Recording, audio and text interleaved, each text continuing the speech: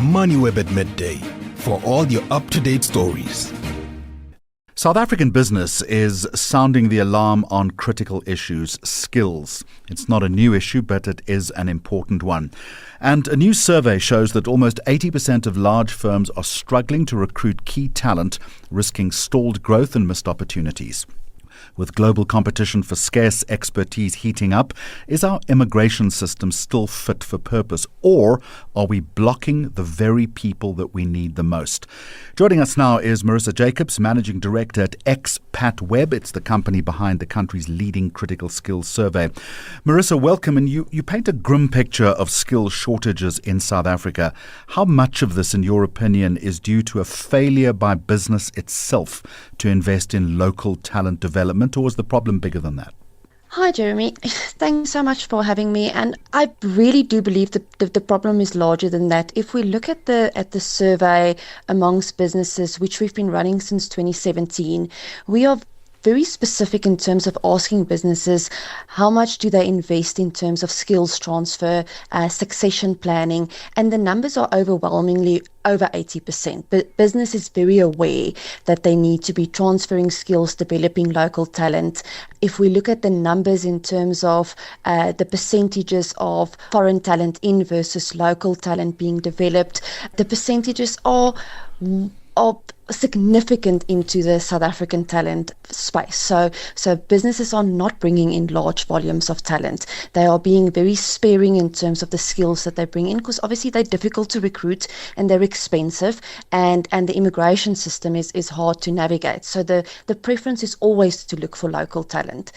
But there is definitely a skills gap in South Africa, which is aided by obviously South Africans who leave to look for opportunities abroad. And that skills gap has to be supplemented, as it does everywhere internationally, with foreign skills.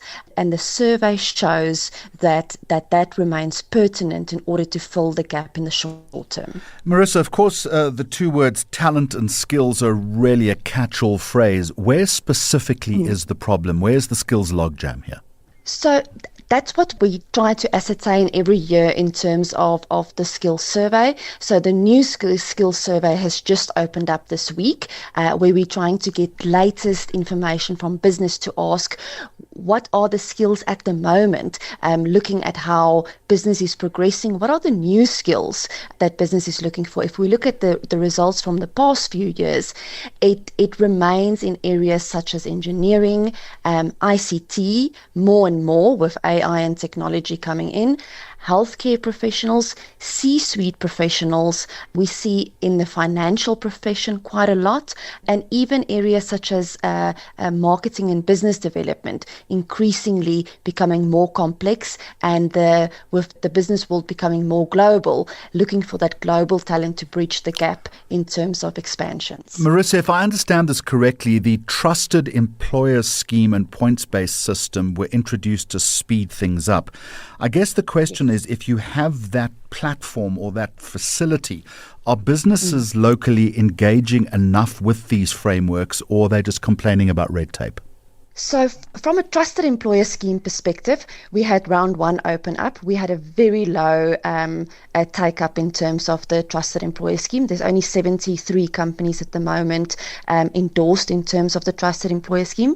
Those 73 companies have really seen the benefit of that system, and they've really pulled ahead in terms of immigration and bypassing that red tape, as you call it.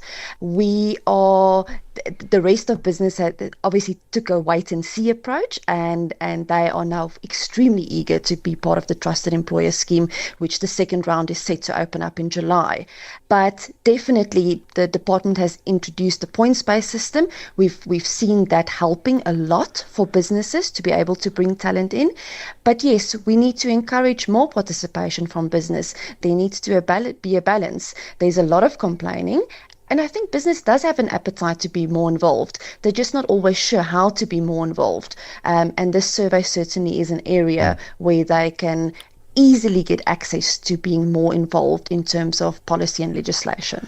One of the issues, as you've referenced, is visa delay. It is a barrier, but there are many companies that still struggle to provide complete documentation or meet compliance standards. So they would surely carry some of the blame here. Yes. The immigration system is set up in such a way that you have to submit a compliant application in order to secure a work visa. And as a company who's recruiting international talent, the company takes responsibility for compiling that application with the skilled applicant. And where they are not able to meet that minimum threshold in terms of complying for that visa application, that visa will not be issued.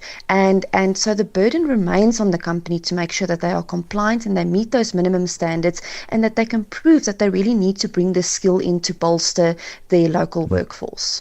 I'm going to leave it there. Marisa Jacobs, thank you very much indeed. Managing Director, Xpatweb, and the Critical Skills Survey is just out. I appreciate your time. Thank you.